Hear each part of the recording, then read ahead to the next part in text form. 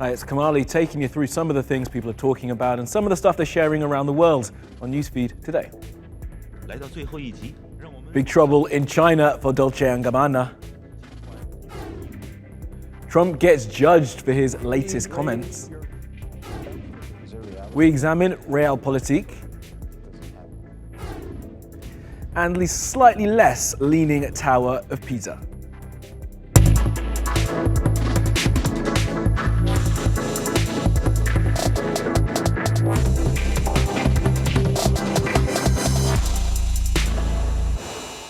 Well, at the top of our newsfeed, Dolce and Gabbana. Now, there has been a huge fight, both online and IRL, involving the Italian luxury brand. It happened after some ad campaign that was seen to be insulting to Chinese people was posted and then was compounded when some messages were leaked showing Stefano Gabbana actually insulting Chinese people directly. Well, first up from Beijing, here's Sam. Well, this all blew up over a series of ads for Dolce & Gabbana, which shows a Chinese woman struggling to eat Italian dishes like spaghetti and pizza with chopsticks. This clearly left a bad taste in many people's mouths, who took to social media saying they were annoyed by what they considered the patronising tone of the narrator in the videos. The controversy quickly became the #1 topic on Weibo, with posts criticising the brand, including from high-profile celebrities. What made things even worse, though, were the screenshots that went viral, appearing to show co-founder Stefano Gabbana making derogatory remarks about China in Instagram comments. D&G later issued an apology, saying his Instagram account had been hacked. The company also said its show in Shanghai had been postponed. That's after a number of celebrities threatened to boycott it. D&G have since posted another statement saying their dream was to bring a tribute event dedicated to China, but social media users here don't seem to be buying it, leaving angry comments like the brand should leave the Chinese market.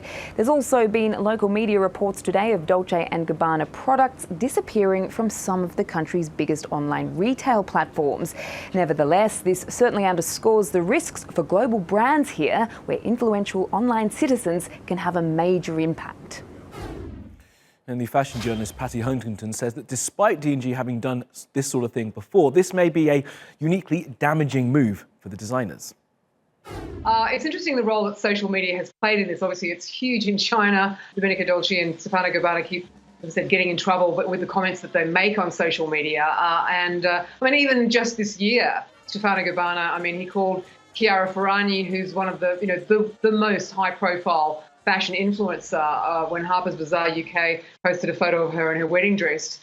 He said she looked tacky. He called Selena Gomez ugly. Last year, they did an advertising campaign, and it was shot in Beijing with models posing alongside people like taxi drivers and tourists and some of the old parts of town. Now, that caused great offence because, Chinese netizens thought it didn't show China to its best advantage in being, a modern place. I think this year also he did an interview where he said when he and Domenica Dolce die, that's it. And he said, I don't want a Japanese designer designing Dolce Gabbana. On the subject of Trump, I mean, they've been very happy to dress Melania Trump when many other designers haven't. And there's been so many campaigns to boycott Dolce Gabbana.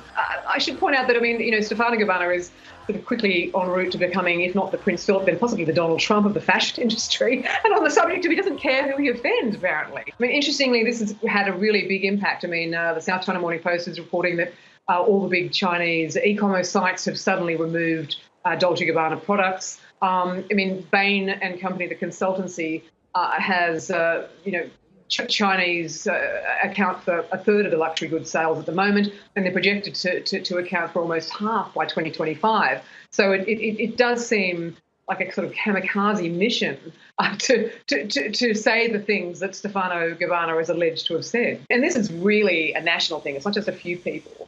Everyone seems to be, jumping on this, saying, "How dare you insult the country? You're after Chinese money, but you have no respect." Okay, let's take a look at some of the other things that have caught our eye on social media. Police in the United States state of Minnesota say they are looking for the man who pulled a gun on some teenagers in a McDonald's. Now, the video you're about to see has been watched millions of times since it was posted earlier in the week. I follow my friends. What's up? Oh, whoa! Yo, he has a gun. Why has a gun? He has a gun. He has a gun? Well, look, his gun. Everybody else, pull the gun up. I understand that. I want everyone out of my store now. He has a gun. I don't give a get out of my store now. Just send them out Now. there. Hey, don't send them out there when the dude just pulled the I gun want on him. everybody out of my store. And You better call the You cops. pulled is what the you- Call the cops. He pulled a gun. I want everyone out. Right, now for what happened. Now, the girls say they were queuing for food and tried to pay using Apple Pay. The man standing behind them started complaining. They then rejoined the line to pay using a different method, and the man who had been complaining made a comment about them using food stamps. The girls then told the man to stop being racist. Things escalated, and as the video shows, the man pulled out a gun. Now, shockingly, as you heard, the store manager then told everyone to get out. Video of a dust storm in Sydney is amazing the internet, and it's just part of the summer in Australia's New South Wales, according to weather experts. Other parts of the state have had 90km/h winds, bushfires, and even snow. I don't think it's weird to meet someone online. I think it's more you just need to go into it open and with the possibility of meeting someone cool. And this video showing a dating app in real life has done more than 7 million views. It's called 30 vs 1 dating app in real life, and it just went up on Jubilee's YouTube this week. It has a guy who swipes left and right in real life as he's presented with a line of women. It's a weird social experiment, but judging by the numbers who've watched it, people are really interested in it. Now, I'm waiting on the episode when a woman gets to choose between 30 dudes.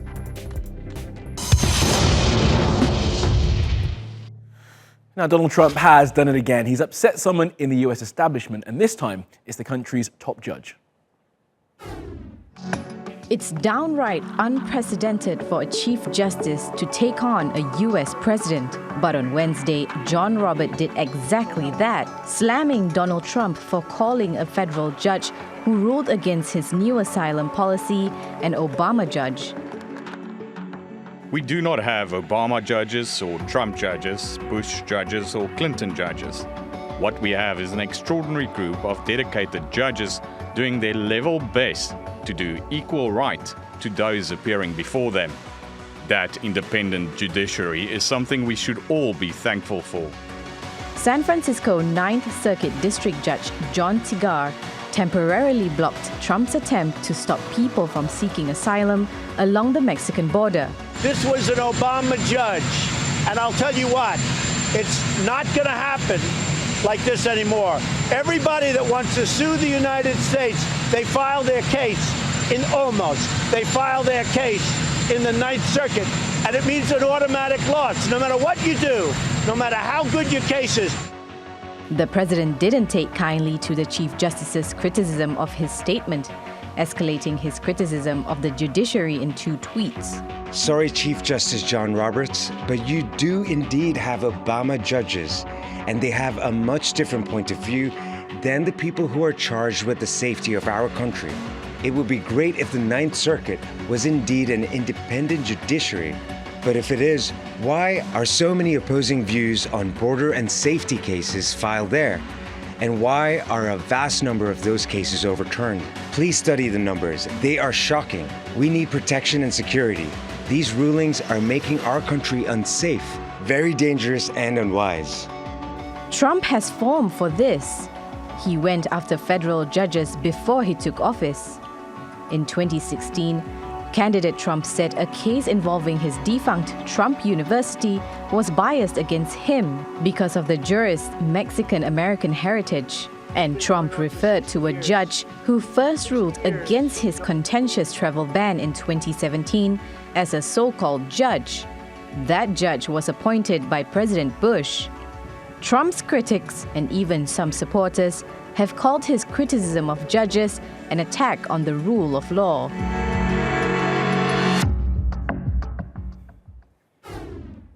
Okay, around the world now for some other stories you need to know this Thursday.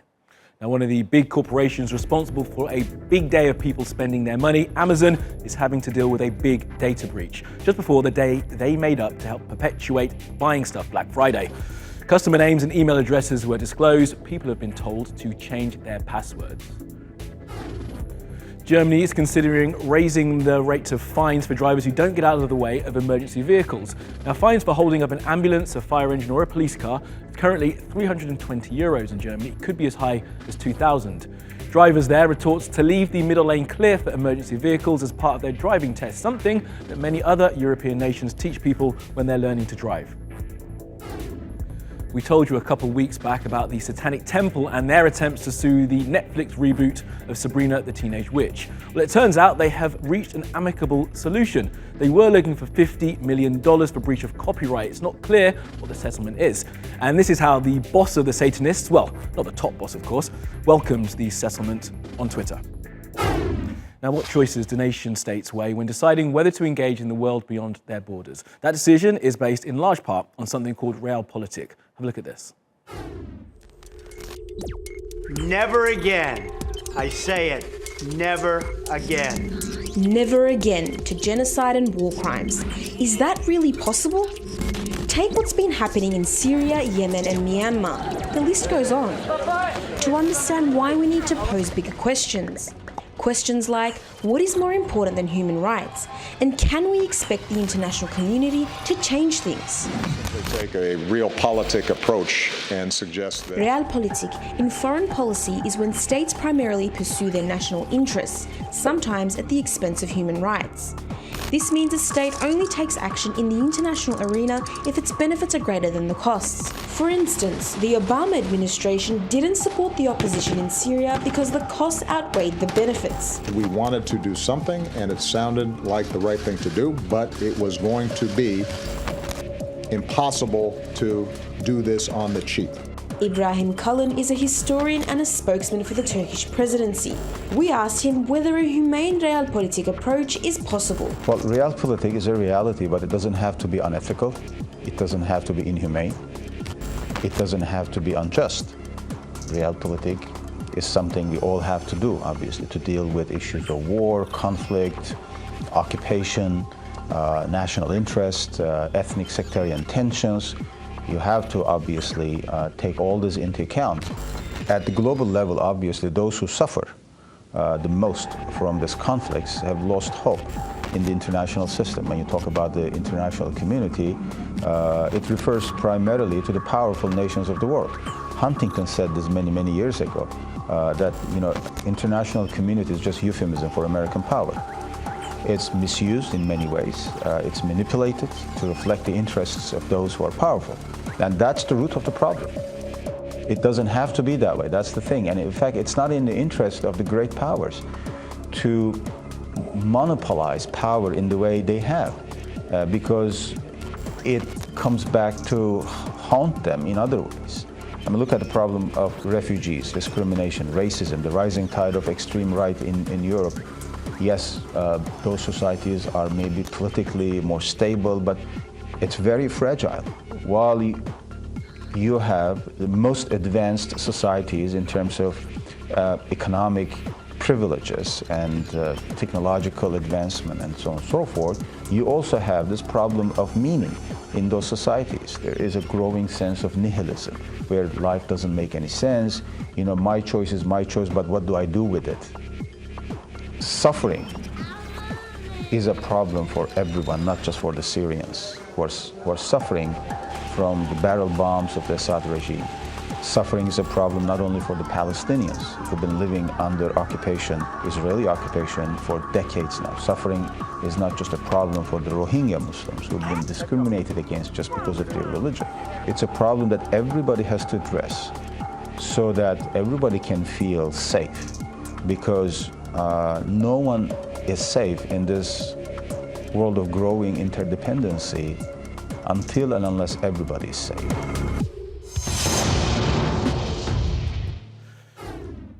And last up, it's one of the world's most famous landmarks, but due to some much needed work, it may soon have to be given a new name. Now, the Leaning Tower of Pisa in Italy was built in 1173 and immediately began sinking into the ground on one side. They just didn't have the engineering sense back then. But in the last 25 or so years, they've begun to correct it. But even those working on it say it will not last another 900 years, more like 200, which is still pretty good. And when it does fall over, they can call it the Leaning Tower in Pieces. And that's all from the NewsFeed team. Reach out to me with your questions, comments, complaints, and suggestions. I'm at Kamali Melbourne. You'll find us 24/7 on Twitter, YouTube, and Facebook. Follow, subscribe, and add. See you again soon.